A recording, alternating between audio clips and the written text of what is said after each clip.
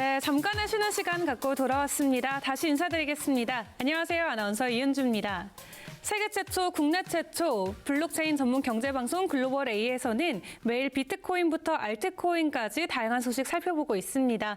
저희는 매일 아침 8시에서 12시까지 4시간 동안 생방송으로 진행하고 있고요. 업계에 계신 전문가 분들과 함께 저희 가상자산 시장에 대해서 보다 깊이 공부하는 시간 갖고 있습니다. 저희 이번 4부에서는요. 스투데이의 이승익 기장님과 함께 풍문 레이더 시간 살펴보도록 하겠습니다. 그렇다면 블록체인 4부 본격적으로 시작합니다.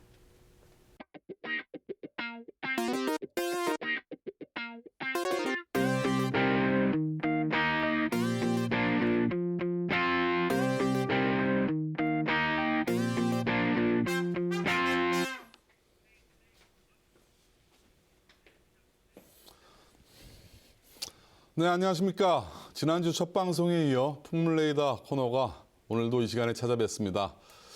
코로나 확진자 수가 1,300명대 안정세를 보이기 시작하면서 올 가을 위드 코로나가 하루빨리 우리 곁에 다가오지 않을까 조심스럽게 기대해보고 있습니다.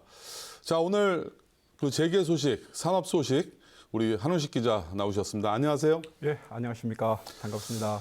네, 이번 주는 삼성과의 그 CJ그룹이죠. 예. 이재현 그룹 회장, 예, 장남, 예, 이선호 씨가 장충동에 있는 저택을 예. 매입했다고 하는데 이 저택의 그 고인이 되신 이건희 회장이 직접 소유했던 그 예. 저택으로 또 유명합니다. 예. 어떤 내용인가요? 작년 가을에 이건희 회장께서 타계하셨죠. 이건희 회장 명의의 저택이 서울에 세 군데 있습니다. 한남동, 그리고 이태원동, 이번에 거기 이선호 씨가 매입한 장충동 저택입니다. 제가 사회자님께 질문 하나 드리겠습니다. 혹 압구정동에 있는 땅 100평하고 장충동에 있는 땅 100평을 이렇게 얻을 수 있는 기회가 좋으신다면 혹시 어느 쪽을 선택하시겠습니까? 뭐 고민의 여지가 없네요. 뭐 바로 압구정동의 100평 아니겠습니까? 보통 부자들은 네. 장충동 땅을 택한답니다. 아, 근데 그래요? 진짜 부자들은 뭐 특별한 이유가 있네. 이게 장충동 같은 경우가 삼성 이병철 창업주께서 사업을 맨 처음 시작하신답니다. 그 이후에 3대를 거치면서 삼성을 거대 재벌로 만들었죠. 그만큼 이렇게 길지라는 겁니다. 또 여담이지만 이병철 회장께서는 굉장히 그 풍수를 중히 여기셨답니다. 또 이렇게 뭐 여담이지만 이렇게 신입사원들을 뽑을 때 옆에 그 관상을 보는 사람을 두고 그 신입사원들 관상을 보게 해서 신입사원을 뽑았다는 그런 이야기도 있습니다. 그만큼 이렇게 장충동이 길지이고 또 삼성의 모태라고도 볼 수 있습니다. 이선호 씨 역시 어떤 삼성가의 어떤 종손입니다. 그 뭐 비운의 황태자라 불리는 이맹희 씨의 그 손자입니다. 그래서 이번에 그 이선호 씨가 이번에 그 장충동 저택을 구매하게 된 게 어떤 그런 삼성가의 어떤 그런 장손으로서의 이미지를 좀 확고히 한 게 아닌가 하는 그런 분석이 나옵니다. 네, 그럼 그렇다면 이선호 씨가 이번에 그 매입한 저택 예. 구체적으로 어떤 곳인가요? 이게 좀 대지 면적이 한 610평 정도 됩니다. 되고 네. 그 전에 그 어디야 대한방직 설올량 회장께서 소유하고 계셨습니다. 대한방직에서? 예, 예. 언제 이 삼성가로 이렇게 저택이 또 올라왔나요? 이게 2010년 정도에 네. 그 이건희 회장께서 이 저택을 구매를 하셨습니다. 하고 그동안 이렇게 연수원 내지 사무소 명목으로 사용을 했었습니다. 그 이유인즉 이게 저택으로 등록을 하면 좀 세금이 많이 나옵니다. 네. 그래서 약간 절세 차원에서 그 2종 생활 근린 시설이라 볼 수 있습니다. 네. 연수원 사무소란 게 그래서 연수원 내지 사무소로 등록을 하긴 했었는데 거의 비어 있는 그런 상태였습니다. 네. 그러다가 작년 이건희 회장께서 타계하시면서 지금 유족들이 상속세 재원을 마련해야 됩니다. 12조 정도가 됩니다. 그 상속세 재원 충당 차원에서 이번에 저택을 매물로 내놨고 이선호 씨가 그 매물을 거둬들였습니다. 네, 얼마 전에 상속세와 증여세를 마련하기 위해서 대규모 그 명작들, 그림들을 명품들을 내놓았는데 예. 아직도 턱없이 부족한가 봐요. 세금이? 그렇죠. 이게 지금 12조니까 어마어마한 예, 수치네요. 예. 당장 뭐 지분을 팔게 되면 그만큼 또 이렇게 뭡니까 그 보유 지분이 또 줄어드니까 그런 문제가 리스크가 있고 하니까 기존에 있던 뭐 재산들 쭉 매각하는 중입니다. 지금 우리 이건 회장께서 한남동, 예. 이태원, 장충동에 세 군데 저택이 있었다고 하는데 예. 특히 장충동 이곳은 삼성가들이 많이 또 모여 살아요. 예, 예, 맞습니다. 뭐 풍수지리적으로 특별한 이유가 있나요? 이게 그 풍수학적으로 이렇게 장군 대자행이라고 부릅니다. 장군이 큰 병사를 아하. 거느린 아. 그런 모습입니다. 그 장충동을 보시면 이게 장충체육관이 있고 신라 호텔이 있고 야트막 산이 있습니다. 산이 이렇게 동네를 품고 있는 그러한 형세입니다. 그래서 그래서, 예. 그래서 아까 말씀하신 대로 압구정동 땅을 살 건지 장충동 예, 예, 땅을 예, 살 건지 예, 하면 예. 장충동이 그만큼 풍수지리가 좋아서 부동산 가격과 상관없이 그렇죠. 삼성가들이 계속 예. 매입을 한다 그런 뜻이네요. 지금 뭐 실제 그 CJ가 신세계, 한솔 전부 다 삼성에 있던 반개 그룹입니다. 이 가족들이 전부 다 장충동 땅을 하나씩 좀 구입했습니다. 거의 매물이 없는 걸로 알고 있습니다. 저는 오늘부로 장충동 뭐 반지하라도 하나 좀 사야 될 것 같은데. 사업 번창하실 겁니다. 하게 되면. 아 그렇다면 앞으로 CJ그룹이 이렇게 뭐 장충동 저택을 매입하면서 특별히 뭐 노림수라든가 뭐 이런 계획들이 있나요? 아까 서두에 말씀드렸듯이 당장 그 이선호 씨가 이선호 부장이라고 하겠습니다. 지금 CJ 제일제당의 아 지금 현재 부자인가요? CJ그룹? 글로벌 비즈니스 담당 부장입니다. 네. 부장이고 지금 후계자 수업을 하고 있습니다. 후계자 수업을 하고 있고 지금 CJ 제일제당 대표이사가 최은석 대표이사입니다. 최은석 대표이사가 직접 그 이선호 부장한테 후계자 수업을 하고 있다는 그런 후문이 전해집니다. 네. 참 이선호 씨가 과거에는 또 그 공항에 필로폰이라든가 마약류를 밀반입 소지 혐의로 또 재판을 받고 그랬었잖아요. 그렇죠. 지금 2019년 10월인가 구속 소감됐다가 집행유예로 풀려났습니다. 네. 아직 집행유예 기간 중입니다. 2023년까지 집행유예 기간 중인데 아직 뭐 적극적인 어떤 그런 경영 행보를 펼치지 못하고 있습니다. 이와 같은 어떤 그런 어떤 배경으로 그래서 삼성가의 장손이라는 그런 이미지 메이킹 외에 이번 그 저택 구입이 후계자 작업의 일환으로도 보입니다. 어느 정도 이미지 메이킹하면서 지금 포스터 이재현 시대를 준비하는 어떤 그런 단계라고 얘기했습니다. 아시겠지만 지금 CJ 이재현 회장께서는 굉장히 좀 몸이 불편한 상태입니다. 거기 삼성가에서는 거기 손발이 굳는 그 사리꼬마리 투스란 희귀병이 있습니다. 저 어디입니까? 이재현 회장 누나인 저기 CJ 이미경 부회장. 이미경 부회장도 이 병을 앓고 있습니다. 그 휠체어 생활을 하고 있고 지금 저 이재현 회장께서도 굉장히 조금 몸이 불편한 상태입니다. 그래서 빨리 좀 후기자 작업을 진행을 해야 되는데 뭐 아직 이재현 회장께서는 정정하시지만 뭐 병력도 있고 하시니까 나무로 뭐 후기자 정지 작업을 위해서 뭐 같은 맥락에서 이번 저택을 매입한 거로 판단됩니다. 과거 그 삼성 창업자죠 이병철 회장의 장손격인 그 이명희 회장도 비운의 또 장손으로 우리가 그쵸. 또 알고 예, 있잖아요. 이병철 회장과 아버지가와의 어떻게 보면 경영권 문제도 있었고 그 이후로 유배 생활을 거의 떠나다시피 했었던 맞습니다. 과거 예. 또 그 기업사가 있었고 예.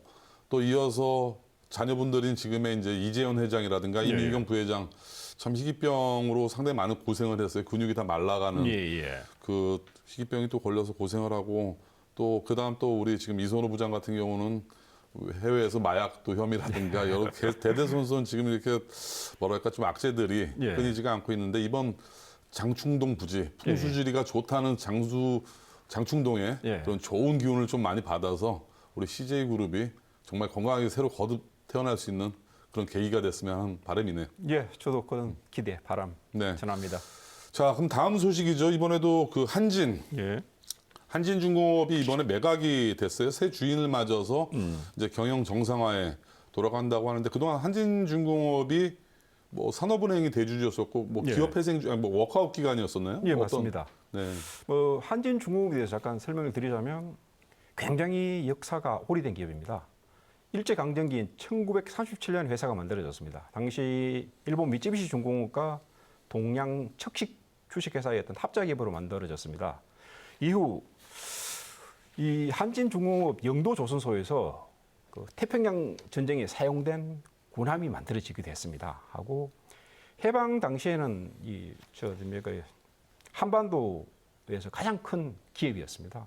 그러다가 기업이 국유화됐습니다. 대한조선공사로 하다가 1980년대에 한진그룹 일원이 됐습니다.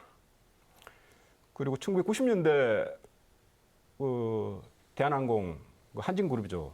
조종훈 회장이 돌아가시면서 한진그룹이 4개의 그룹으로 갈라졌을 때 이 조남호 회장이 한진중공업을 떠맡게 되었습니다. 경영을 맡게 되었습니다. 당시 조남호 회장이 넷째인가요? 셋째인가요? 셋째죠. 셋째 그러니까 아들한테 갔네요. 조향호, 네. 그리고 조수, 네. 한진해운, 네. 그리고 조원하모, 아, 그리고 현재 지금 메리츠 그룹을 이끌고 메리츠 증권 그룹을 이끌고 있는 조정호. 조정호 예. 회장. 예, 맞습니다. 예. 참 그 공통점이 있어요. 이번에 동부건설이 한진중공업을 인수를 했는데 예. 동부건설도 동부그룹에서 이탈이 됐어요. 예, 맞습니다. 한진중공업도 한진그룹에서 나왔어요. 예, 예. 나온 그 계열사들끼리 이번에 이제 새 짝짓기가 진행이 됐는데 이런 운명 이 재계에서는 어떻게 보고 있나요? 우선 이번 동부건설에서 한진중공업을 인수하게 된 가장 큰 계기는 동부건설이 지금 조선업 진출을 노리고 있습니다. 그 차원에서 이번에 한진중공업을 인수하게 된 걸로 판단됩니다.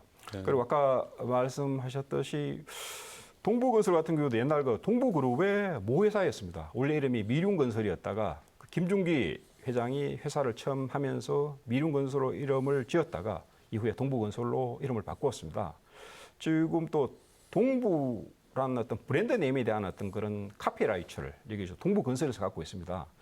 몇 년 전에 어딥니까 동부화재라든지 동부생명이 이름을 DB생명, DB화재 이름을 다 바뀌게 된 연유가 브랜드 사용료를 내야 하기 때문에 부득이하게. 그럼 동부라는 브랜드 자체는 동부건설이 예, 지금 갖고 있습니다. 상표권을 갖고 있는 건가요? 보통 우리나라 그 모기업들을 보면 우리나라 그 그룹사들 모기업들이 그 브랜드 사용료를 갖고 있습니다. 삼성이면 삼성물산, 여기 동부 같은 경우에는 동부건설. 동부그룹의 최초 모태인가요, 동부건설이? 그렇죠. 동부 굉장히 오래된 회사입니다. 이 회사도 1969년에 만들어졌습니다.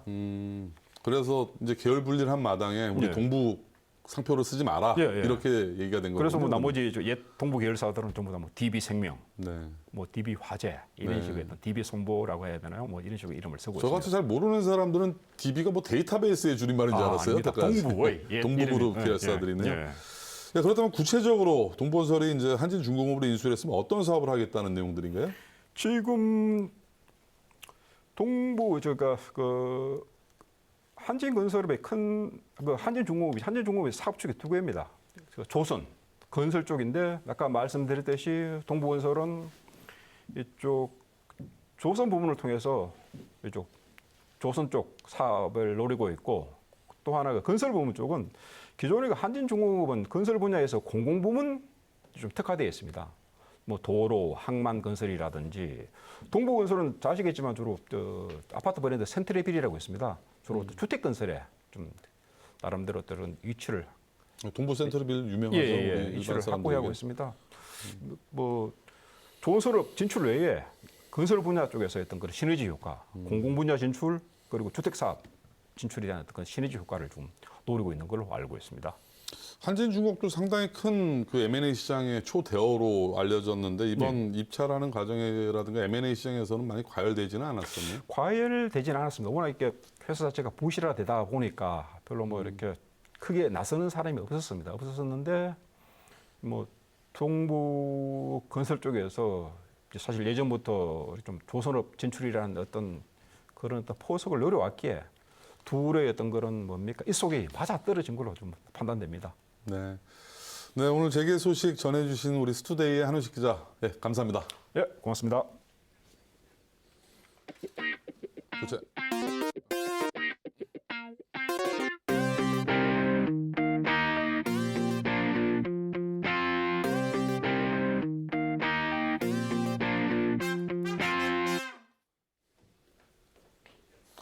네, 이번 코너는 주식시장의 소식 전해드리는 순서입니다. 오늘도 지난주에 출연했던 스투데이 자본시장 전문기자 김필주 기자 나오셨습니다. 안녕하세요. 네, 안녕하세요. 네, 오늘 두 번째 방송인데 어떠세요? 지난 첫 번째 방송보다 많이 이제 좀 마음이 안정이 되시네? 예, 아직도 많이 떨리지만 앞으로 잘 해보도록 하겠습니다. 네, 구석구석 우리 증시와 자본시장에 좀 알려지지 않은 얘기들, 재밌는 얘기들, 비하인드 소식들 많이 우리 시청자 여러분들에게 좀 잘 좀 전달 부탁드리겠습니다. 네, 알겠습니다. 네, 첫 번째로 금융위원회에서 증권시장의 불법, 불건전 행위를 차단하겠다 하면서 5% 룰에 대한 그 공시와 그다음에 CBBW 공시 의무를 강화하겠다라는 내용이 들려오는데 이게 어떤 내용이죠? 예, 이 내용은 작년 10월과 올해 1월에 발표한 증권시장 불법 불건전행위 근절 대책과 기업 공시제도 개선 방안의 후속 조치로 나온 건데요. 이 5% 룰이란 게 그럼 뭐냐?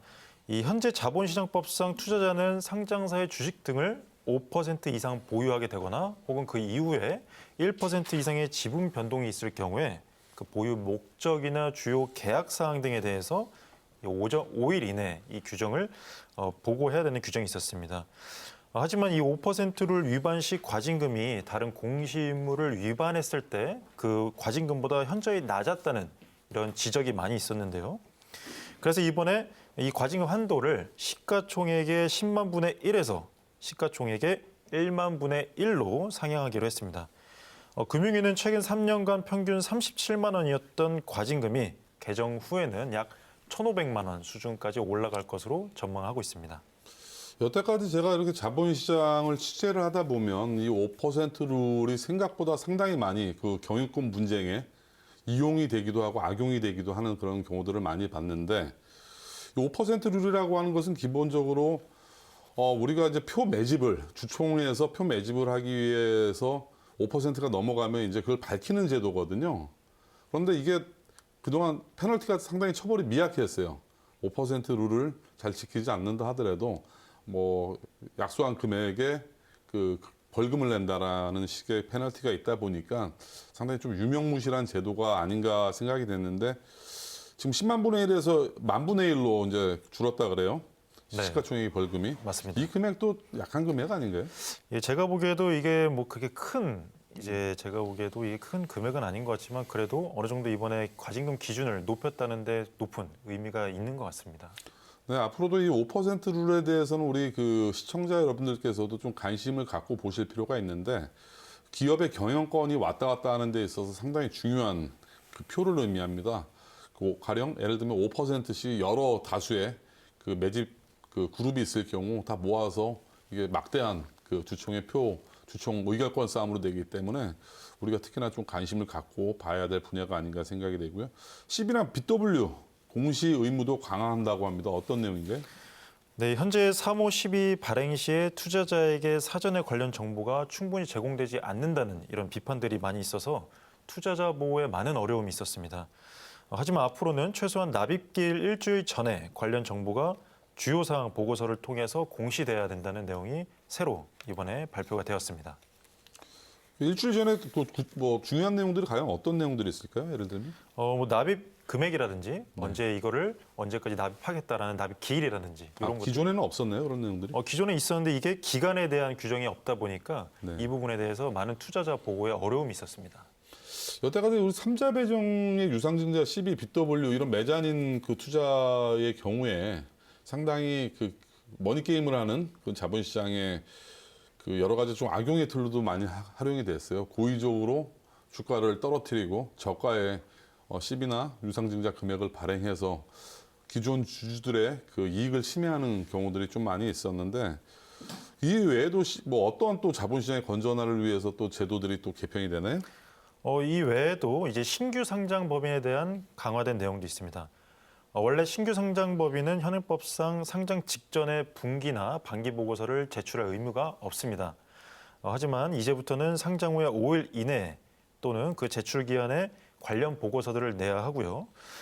이 외에도 투자자 보호를 위해서 다른 조치로서 기업 영구채 발행 때에도 좀 더 강화가 됐습니다. 보통 기업 영구채 발행 시에 주요사항 보고서를 제출하지 않았지만 이제부터는 이 제출해야 된다는 이 강화된 의무가 추가가 됐습니다. 근데 결국 그렇다면 뭐 지금 5% 룰이나 CB, BW나 지금 이거 그 외에 뭐 영구채 관련된 내용들이나 공통점들은 뭘 하지 말라는 것이 아니라 투자자들에게 소액주주들에게 뭘 최대한 많이 알려라. 오픈된 정보에서 투자를 하게끔 만드는 그런 투자 환경을 만들려고 하는 것이 금융당국의 취지라 봐도 되는 건가요? 예, 맞습니다. 그동안 투자자들이 정보의 역차별 문제가 많이 대두가 됐었는데 이러한 정보들을 투자자들이 미리 알고 있음으로써 투자에 올바른 투자를 진행할 수 있도록 이렇게 강화를 한 것입니다. 네, 그렇습니다. 금융당국이 가장 시급하게 이 자본시장에 고민을 해야 될 부분들이 바로 정보의 비대칭을 깨는 그야말로 개인 소액 투자자들에게도 똑같이 정보가 전달이 돼서 투자의 판단을 할 수 있게끔 만드는 그런 제도의 개편이 더 하루빨리 더 시급하지 않나 생각이 됩니다. 자, 그러면 우리 상장기업 소식들 한번 또 들어보도록 할게요. 골드퍼시픽 바이오회사인가요? 어떤 내용이죠? 이번에 큐어바이오 연구장비와 기자재 사업부로 인수했다고 하는데. 네. 네. 이번에 골드퍼시픽은 영업 양수를 공시를 했었습니다. 큐어바이오라는 회사인데요. 이 큐어바이오는 바이오 연구 장비 그리고 기자재 유통 사업 부문 관련해서 이런 사업을 하고 있는 회사인데 이런 것들에 대한 영업 일체를 양수하는 계약을 했고요. 그거에 대해서 65억 원의 양수 대금을 지급을 하고 예정 일자는 11월 1일로 공시를 하게 되었습니다. 큐어바이오는 어떤 회사인가요? 큐어바이오는 이제 사명에서도 알다시피 바로 바이오 회사입니다. 바이오 테크놀로지 연구 및 실험에 사용되는 각종 시약, 기기, 기자재 등의 상품을 매입해서 대학교나 연구실에 이렇게 납품하는 사업을 진행하고 있는 회사입니다. 네, 그럼 오늘도 큐어바이오의 주가는 최근 일주일 사이에 좀 많이 좀 급등을 했네요. 네. 뭐 지난주에는 또 상한가도 기록을 하고 주가에 강한 상승세가 지금 보이고 있는데, 자, 앞으로 그 골드퍼시픽 입장에서 큐어바이오 어떤 시너지 효과 기대할 수 있을까요? 예, 골드퍼시픽도 똑같이 바이오 사업을 하고 있는 자회사를 두고 있습니다. APRG라는 자회사인데요. 코로나19 치료제를 신약을 개발하고 있습니다. 그래서 이 코로나 치료제가 신약이 개발이 완료될 시 큐어바이오의 납품을 통해서 모두 시너지가 잘 날 것으로 보고 있습니다. 이 APRG는 천연물 원료를 기반으로 해서 경구용 코로나19 치료제를 개발하고 있습니다. 그래서 국내와 유럽연합, 인도에서 글로벌 임상을 현재 준비를 하고 있고요. 현재 인도에서 임상 1상을 진행 중이라서 올해 이 임상을 마무리할 계획을 갖고 있습니다. 회사 측은 이 인도 임상 1상을 마치는 대로 바로 글로벌 임상 2상에 돌입한다고 밝혔는데요. 앞으로 이 골드퍼시픽의 향후 행보가 큐어바이오와 어떤 시너지가 날지 상당히 주목이 되는 부분입니다.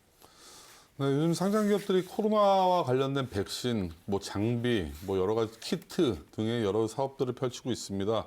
이 중에서 여러분들이 잘 옥석을 가리셔야 여러분들의 손실이 발생되지 않는 그런 상황을 맞이할 수가 있는데, 어쨌든 골드퍼시픽도 코로나와 관련된 여러 가지 인류 건강에도 기여를 하고 주주들의 이익에도 환원될 수 있는 그런 기업이 되길 간절히 기대해 보겠습니다.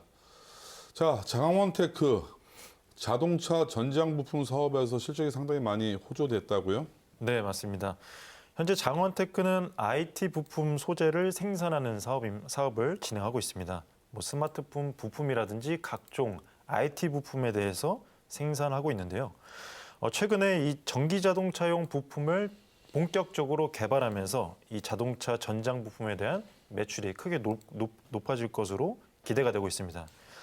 특히 올해부터는 전기 자동차용 각종 부품의 수요가 증가하고 이 자동차 부품 쪽에서 특히 이 고객사로부터 캡 어셈블리 주문까지 이어지고 있어서 매출이 전년 대비 40% 이상 상승할 것으로 예상이 되고 있습니다. 40%나 상승이 돼요? 예, 이쪽 미래 전기차 시장이 계속 커지고 있다 보니까 이쪽으로 큰 성장이 예상되고 있습니다. 그렇다면 장원테크가 하고 있는 주요 전자장치의 이런 부품들은 어떤 것들이 있나요? 현재 이제 전기 자동차용 부품 중에서 가장 중요한 것은 CID입니다. 이 CID라는 거는 배터리에 과전류가 흐르게 되면 이를 차단하는 기구인데요.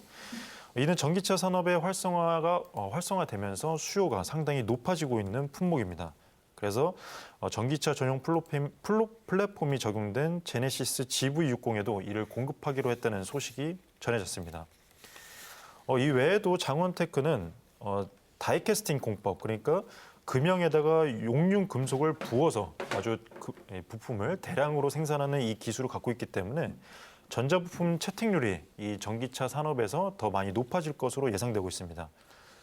네, 네? 앞으로 그 네. 전기차 사업이 시장이 커지면 커질수록 장원테크의 뭐 전장 부품 사업도 상당히 큰 호조를 보이겠네요. 네, 맞습니다. 그리고 내년부터 BMW나 볼보 이런 주요 메이저 전기차 혹은 내연기관차 제조업체에서 디스플레이 브라켓을 장원테크로부터 공급받기로 했다는 소식이 있으면서 내년에 그리고 올해 하반기부터는 큰 매출의 폭이 예상되고 있습니다. 지금 잠깐 주가를 보니까 차트가 상당히 올해 들어서 4,000원대 행보만 계속 지금 네. 차트가 가고 있는데 뭐 이런 실적 호조들이 이제 앞으로 많이 주가에도 영향을 미치겠네요. 네, 앞으로 미래 성장성이 기대되는 기업이기 때문에 향후 계속 점진적으로 우상향할 것으로 저희는 판단하고 있습니다. 결국 자동차 부품 회사들도 결국 이 전기차에 맞게끔 하루빨리 뭔가 계속 태세 전환을 해야 될 것 같아요. 네, 맞습니다. 예, 그렇습니다.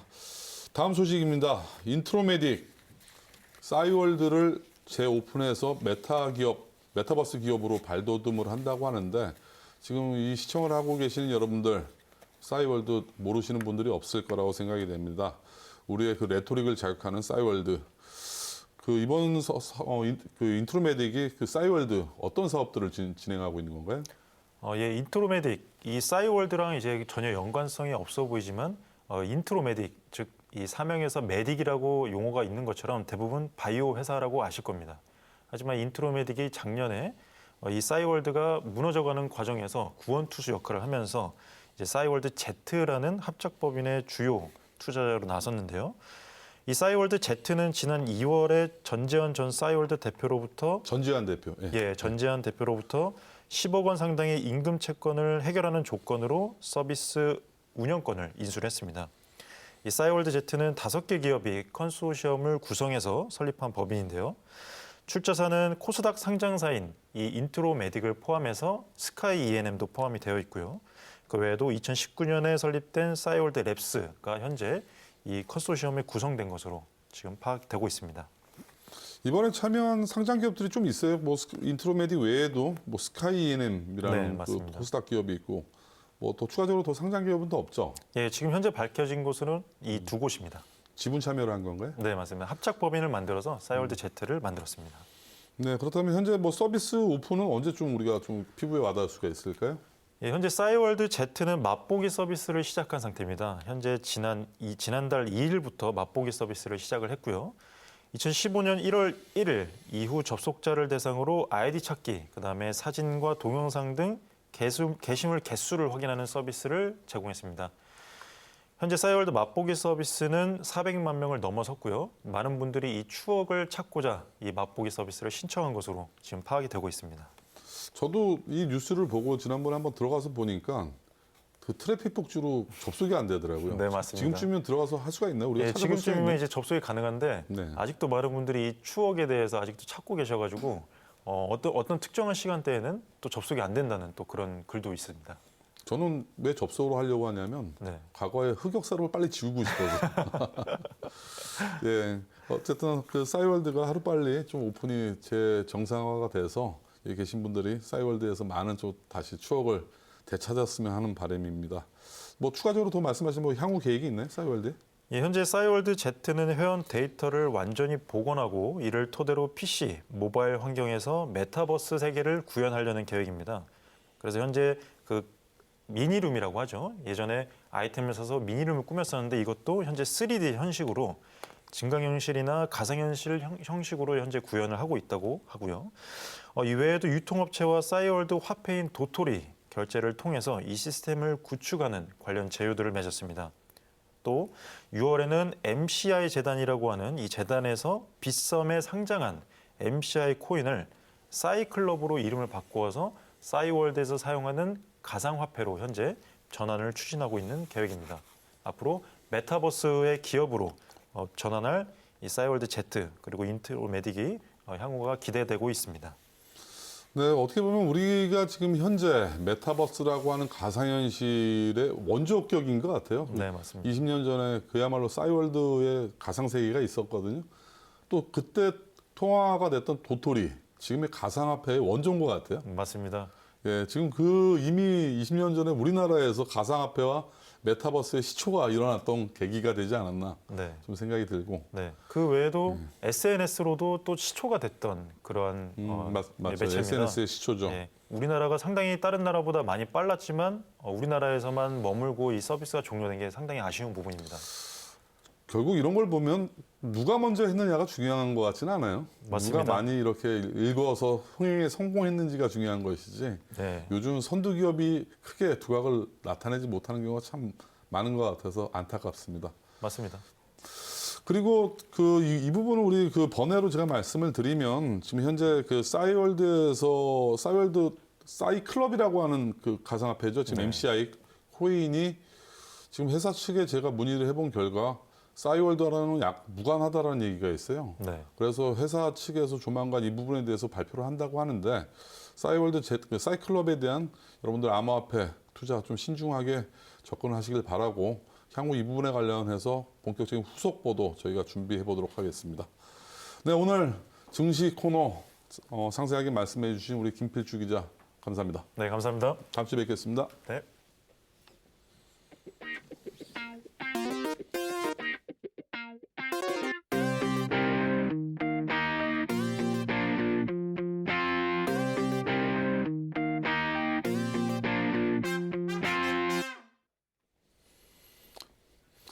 네, 오늘 마지막 순서입니다. 그 암호화폐 시장 전문가를 모시고 얘기 들어보도록 하겠습니다. 블록 위클리 코너 오늘도 투데이의 암호화폐 전문 기자 임윤석 기자 나왔습니다. 안녕하세요. 예, 안녕하세요. 네, 오늘도 좀 풍성한 얘기 많이 준비해 오셨네요. 예, 많이 준비했습니다. 네, 250% 대박이 난 그 뱅크코인 암호화폐인가요? 이 뱅크코인 프로젝트가 결국 먹튀로 끝났다라는 얘기가 참 씁쓸한 소식부터 여러분들에게 전해드리게 됐는데 뱅크코인 어떤 코인이었었나요? 네, 뱅크코인은 지난 6월 10일 싱가포르계 가상자산거래소 비트포렉스에만에서 상장된 코인인데요. 그 24시간 거래량이 총 4천만 원에 불과해 대부분 거래가 재단 측에 의한 사전 거래와 시세 조작에 노출된 것으로 분석됐습니다. 또한 뱅크코인은 오프라인 키오스크에서 결제 수단으로 사용 가능한 가상자산을 표방하며 투자 자금을 끌어모았고요. 하지만 실제 운영 방식은 유사수신 금융 피라미드와 동일했다는 게 경찰의 판단입니다. 지금 현재 다 조사가 끝난 건가요? 지금 어떤 상황이죠? 아직 조사를 계속 진행 중에 있는 것으로 알고 있습니다. 그렇다면 이들의 사기 수법 어떤 수법들이 동원됐나요? 보통 그 한 개의 계좌에 해당하는 600만 원을 투자하면은 배당금 포함 1,500만 원에서 1,800만 원 수익을 돌려주겠다는 수법으로 투자자를 끌어모았고요. 다른 투자자 위치 실적에 따라 멤버, 위나, 스타 등으로 계급을 나눠 고위 레벨로 승격하면 그랜저나 벤츠 차량을 지급하겠다고 홍보하기도 했습니다. 이들은 4월 말까지 정상 배당을 지급해 투자자를 안심시킨 후 모집 자금이 커지자 글로벌 전산 이전 등을 핑계로 5월부터 배당 지급과 현금 지급을 중단했고요. 회사 사무실로 찾아가 항의하는 투자자에게는 그 투자 자금을 전액 코인으로 돌려받겠다는 내용으로 확약서를 쓰도록 강요하게 했습니다.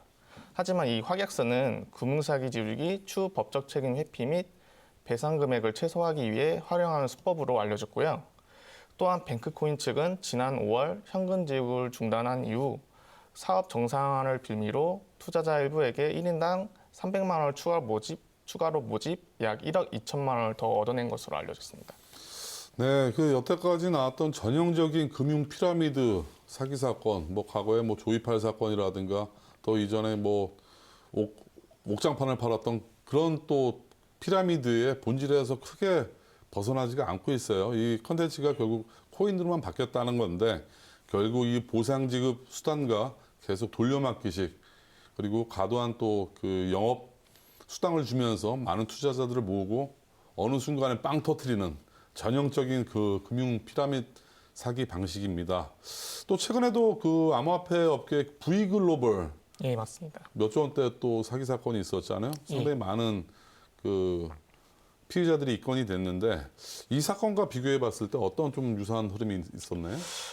V글로벌 사건 같은 경우에는 지난해 8월부터 최근까지 회원 한 5만 2천여 명으로부터 투자감 목록으로 2조 2,100여 원의 계좌를 통해 입금받은 코인 다단계 사건인데요.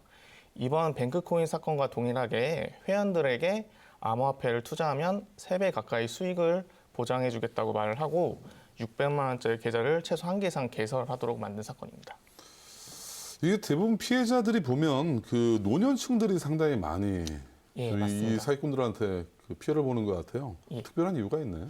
아무래도 노년층들에게 돈을 벌 수 있는 마지막 기회다.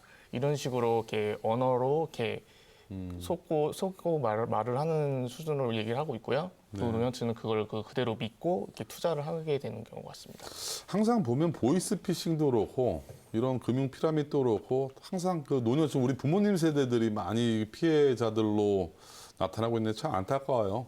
우리 부모님 세대들이 이러한 그 사기 수법에 우리 좀 자식된 도리로서 우리가 좀 많이 좀 옆에서 그 보살피고 챙겨드려야 되는데 참 일이 터진 다음에 항상 피해가 나타난 뒤에 우리가 알게 되다 보니까 금액적인 피해도 금액적인 피해지만 사람의 마음에 화병이 생기는 이 병이 너무 큰 것 같아요. 그래서 정말 소가리를 오래 하시는 그런 할머니, 할아버지들, 자식들에게 민폐를 끼치지 않으려고 하는 그런 소가리를 하시는 분들을 많이 봤는데 정말 엄단 처벌을 해야 됩니다. 이런 그 피라미드 사기꾼들에 대해서는 금융 당국이 단호하게 사법 잣대에 그 칼을 뽑아야 되고요. 이번 그 뱅크코인의 피해자가 최소 한 10,000명 정도 지금 추정된다고요? 예, 맞습니다. 그 V글로벌도 그렇고 암호화폐 시장이 건전화되고 더욱 그 확대되기 위해서는 사법 당국의 암호화폐 시장 범죄자들을 빨리 하루빨리 속출해 내야 될 것 같습니다. 그래야만 그 암호화폐 업계도 투자자들의 신뢰가 더 함께 곁들여져서 시장이 커지지 않을까 생각이 됩니다. 자, 두 번째 소식 전해드리도록 하겠습니다. 빗썸이 암호화폐 거래소죠. 빗썸이 유니스트와 손잡고 블록체인 생태계를 구축한다고 하는데 유니스트면 울산과학원이죠. 어떤 예, 내용인가요? 예, 그 양 기관은 블록체인 사업 전략 노하우를 공유한다는 내용인데요. 구체적으로 프로세스 마이닝 기반 암호화폐 트레이딩 프로세스 분석, 시스템 안정성 개선, 암호화폐 시계열 특성에 따른 클러스터링 분석 등을 목표로 산학 연구를 진행하기로 했고요. 또한 블록체인 생태계 공동 전략 개발은 유니스트 블록체인 연구센터 중심으로 실시하게 될 예정입니다. 유니스트는 어떤 곳인가요? 여기는? 유니스트는 그 체계적의 연구 환경을 갖춘 한국의 산업수도 울산에 위치하고 있고요. 첨단 신소재, 바이오 차세대 에너지 등을 중점 연구 분야로 2030년에는 세계 10위권 대학 진입을 목표로 하고 있는 학교입니다. 결국 이렇게 그 일반 기업들처럼 이제 암호화폐 거래소도 산학 협력으로 많은 그 짝짓기가 이루어지고 있네요. 예, 맞습니다. 그 유니스트 그 학교를 중점으로 더 발전할 것으로 보여지고 있습니다. 네, 또 안 좋은 소식이 하나 더 있어요. 이번에 그 보이스피싱이 암호화폐로도 이제 뜯어간다는 또 뉴스가 전해져 왔는데 17억 원 상당의 비트코인을 뜯긴 또 그 보이스피싱 사건이 있었네요. 예, 맞습니다. 어떻게 되고 있습니까, 이 사건은 지금? 예, 이건 지난달 A 씨는 모 검찰청 검사라는 사람으로부터 전화를 받게 되는데요. 당신의 명의로 대포통장이 300억 원 상당 사기 범죄로 이용됐으니 약식 비대면 피해자 조사를 받으란 말을 듣게 됩니다. 아, 뭐 검찰을 가져간 뭐 보이스피싱 전화를 받은 건가요? 예, 맞습니다. 네. 그 공소장을 비롯한 사건 관련 서류를 카카오톡으로 받은 A 씨는 휴대폰 디지털 포렌식 명목으로 특정 앱까지 설치하게 되는데요. 알고 보니 이 앱은 휴대전화로 거는 전화를 중간에서 가로채는 원격 조정 앱이었습니다. 아하. 예, 그 의심스러워하는 A 씨에게 사기 일당은 그 휴대전화 해킹을 통해 알아낸 것으로 보이는 A 씨 지인의 이름을 대며 공범으로 운운한 것으로 전해졌고요. 그리고 그것으로 통해 모든 걸 믿게 된 A 씨 측은 예금과 신용대출 등 8억 원을 은행 계좌로 이체시킨 뒤 암호화폐 거래소를 통해 비트코인을 사기했다고 합니다. 정말 진화합니다. 이런 범죄 수법들도 기상천외하게 정말 우리는 뭐 알지도 못하는 내용의 네, 그런 맞습니다. 방법으로 접근을 하는데 앞으로 암호화폐 쪽도 보이스피싱 그 피해가는 법이 없거든요. 좀 업계에서는 좀 이런 향후 조치들을 어떻게 좀 준비를 하고 있나요? 일단은 이번에 이 보이스피싱 문제를 통해서 그 뒤늦게 사실을 깨닫게 된 A 씨는 경찰에 신고를 한 상태고요. 업계에서는 이번 17억 원이라는 암호화폐 피해 액수가 보이스피싱 범죄 중 1인 최대치인 것을 수정하고 있어서 항상 정확한 범행 경위를 파악하고 지금 향후 수거책을 뒤를 쫓고 있다고 합니다. 이게 한 사람한테 17억 원의 피해가 발생이 된 건가요? 예, 맞습니다. 이 피해를 당하신 분은 젊으신 분이겠죠? 아무래도 예, 암호화폐를 거래하신. 예, 맞습니다. 아까는 우리 금융 피라미드에서 노년층이 많이 당한다고 했는데 예. 참 젊은 층도 속수무책으로 뚫리네요, 이게. 예, 아무래도 그런 전화가 오게 되면은 항상 의심스러운 그 생각으로 먼저 다가가는 게 맞다고 생각이 듭니다. 그런데 사람의 마음이 순간 뭐 검찰이라든가 금융감독원이라든가 내 계좌가 해킹을 당하고 있다 그러면 그렇죠, 아무래도. 이게 순간 이렇게 몰입될 것 같긴 해요. 예, 맞습니다. 뭐 혹시 이런 전화 받아보셨어요? 저는 아직까지 그런 전화를 받지 저도 못했습니다. 아직까지는 그런 전화를 받지 못했고 대신 그런 전화는 받아봤어요. 해외 발신으로 전화가 오는 경우가 있는데 저는 애시당초 해외에서 뭐 전화 올 일이 없다 보니까 예. 그냥 바로 거절을 돌려버리는데 아예 전화 받기도 무서울 것 같아요. 전화 받는 순간 뭐가 해킹이 되지 않을까 예, 그런 맞습니다. 좀 우려가 좀 많이 생기는 부분인데 어쨌든 그 이제 암호화폐 업계에서도 보이스피싱이 지금 이제 자리 잡고 있습니다. 침투하고 있는데 여러분들 그 암호화폐 투자하시는 투자자 여러분들 보이스피싱 긴장 늦추지 마시기 바라겠습니다. 자, 다음 소식입니다. 게임 전문 회사 위메이드맥스가 글로벌 블록체인 게임 개발사로 전환한다는 계획을 밝혔습니다. 블록체인 게임 개발사로 도약을 한다는 내용은 어떤 내용인가요? 먼저 위메이드 맥스는 모바일 및 PC 온라인 게임의 개발과 공급을 영위하고 있는 회사입니다. 자체 개발로 우수한 게임 콘텐츠를 국내 및 해외에 공급하고 있으며 독립적인 운영과 책임을 강화하면서 양질의 모바일 게임을 개발하는 데 집중을 하고 있는데요. 이번 그 블록체인 기술을 도입하면서 적극적인 투자를 단행하고 앞으로 게임 산업의 발전을 이바지하겠다는 내용입니다. 네, 블록체인 기술 어떤 그 기술을 적용한다는 내용이? 일단 계열사인 조이 스튜디오에서는 현재 SF 전략 시뮬레이션 게임 라이즈 오브 스타즈에 블록체인 기술을 탑재한다는 내용인데요. 그리고 또한 라이즈컨에서도 블록체인 기술을 탑재해 신작 RPG 프로젝트 G를 개발 중에 있다고 합니다. 그 위메이드맥스라는 회사도 지금 현재 코스닥에 상장된 기업이에요. 예, 지금 최근 주가가 지난주까지 5,000원대를 횡보하고 있었는데 이 소식이 발표되면서 주가가 벌써 10,000원을 돌파를 했습니다. 불과 3, 4일 사이에 거의 100%에 해당되는 더블의 그 수익률을 기록하고 있는데 지금 거래량도 상당히 많이 지금 활발하게 진행이 이루어지고 있어요. 손바뀜이 일어나면서 계속 우상향 상승세를 보이고 있는데 앞으로 더 많이 좀 주목해 볼 필요가 있을 것 같습니다. 자, 다음 그 암호화폐 거래소 업계 소식 간단하게 전해드리도록 하겠습니다. 고팍스라는 암호화폐 거래소가 시장 경보제를 도입하면서 올바른 투자 문화 정착을 하겠다고 하는데요. 예, 고팍스는 일단 어떤 암호화폐 거래소인가요? 예, 고팍스는 주식회사 스트리미에서 운영하는 암호화폐 거래소인데요. 국내 블록체인 기업으로는 최초로 제1금융권 신한은행에 투자를 유치한 바 있습니다. 또한 고팍스는 고객은 물론 사회에서도 신뢰받는 거래소 운영을 위해 글로벌 표준 수립을 주도하고 있는 거래소로 알려져 있고요. 최근에는 상품이 거래되던 프로마켓을 종료하고 가격 변동에 따른 3배 이상 수익을 낼 수 있는 불배열계열 암호화폐 거래를 중단하면서 법규 및 감독 당국의 정책의 취지에 맞게 움직이는 모습을 보이고 있습니다. 네. 그렇다면 모니터링 감시 기능을 강화하겠다, 시장 경보제를 도입하겠다 이런 부분들이 그 투자자들에게 상당히 도움이 될 만한 투자 보호 장치가 되나요? 예, 아무래도 그 모니터링 감시 기준이 세워지게 되면은 투자자들의 신뢰를 얻기 때문에 아무래도 투자를 하시는 분들에게 많은 신뢰를 얻을 수 있을 것 같습니다. 뭐 구체적인 내용 좀 더 설명해 줄 수 있나요? 예, 그 모니터링 감시 기준으로 보았을 때는 총 6가지로 볼 수가 있는데요. 준법 여부, 기술 개발 지속성, 제품 개발 진행 사항, 이용자 보호 여부, 도덕적 해이, 재무적 안전성 총 6가지로 나눠지게 됩니다. 그리고 시장 경보 제도 내용으로 보게 되면은 시장 경보 제도는 투자주의와 투자 경고로 구분되게 됩니다. 먼저 투자주의는 암호화폐 가격이 24시간 이전 가격에 대비하여 30% 이상 등락한 경우 고팍스 내 단일 계정에서 24시간 동안 발생한 특정 암호화폐 순매수 수량이 고팍스에 예치되어 있는 당에 암호화폐 총 수량의 10% 이상인 경우에 이게 공표가 되는 걸로 알고 있고요. 그 투자 경고는 모니터링 과정에서 결격사후 발생으로 인해 당해 가상 자산 발생사 혹은 재단의 투자자 보호에 필요한 조치 및 소명을 요구하였음에도 불구하고 영업일 10일 내 충분히 소명 의견을 제시하지 못한 경우에 발생하게 됩니다.